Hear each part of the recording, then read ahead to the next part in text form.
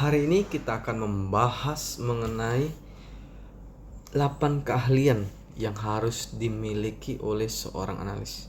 Tapi sebelum ke sana, silakan teman-teman untuk follow akun TikTok saya di sebelah sini. Selanjutnya silakan untuk like dan berikan komentar. Jika ada hal yang teman-teman yang tidak ketahui boleh bertanya ya. Jadi di sini langsung saja kita kembali ke laptop. Jadi hari ini kita akan membahas yang namanya 5 keahlian yang harus dimiliki oleh seorang analis sistem. Apa aja itu Bang Otang? Oh gampang, 5 bukan, ada 8, berarti Anda fokus ya. Jadi ada 8 keahlian yang harus diperlukan atau dimiliki oleh seorang analis. Apa aja itu? Yang pertama itu pengetahuan teknologi informasi. Jadi seorang analis itu harus sadar atau melek dibahasakan akan teknologi informasi yang sudah ada dan baru muncul. Nah, jadi pengetahuan semacam ini bisa didapat dari mana aja sih? Contoh dari mata kuliah, seminar, dan kursus pengembangan, dan program pelatihan in home atau yang kita dapat sering dari suatu perusahaan. Jadi yang kedua itu pengalaman dan keahlian pemrograman komputer. Jadi seorang analis sistem itu harus menguasai satu atau lebih bahasa pemrograman. Contohnya apa?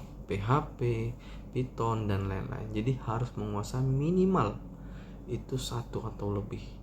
Nah, yang ketiga itu pengetahuan umum proses dan terminologi bisnis. Jadi seorang analis itu harus mampu berkomunikasi dengan para ahli. Ahlinya tentunya ahli bisnis untuk memperoleh permasalahan dan kebutuhan mereka. Apa sih yang mereka inginkan? Nah, disitulah peran seorang analis sebenarnya. Yang keempat, keahlian pemecahan masalah-masalah umum. Jadi seorang analis sistem itu harus mampu mengambil masalah bisnis yang besar, membaginya jadi beberapa bagian, menentukan penyebab dan masalah, dan untuk menganjurkan solusinya. Dan yang kelima, seorang analis itu harus bisa komunikasi, bisa membuat hubungan komunikasi dengan orang itu yang baik. Jadi tujuannya apa? Seorang analis itu bisa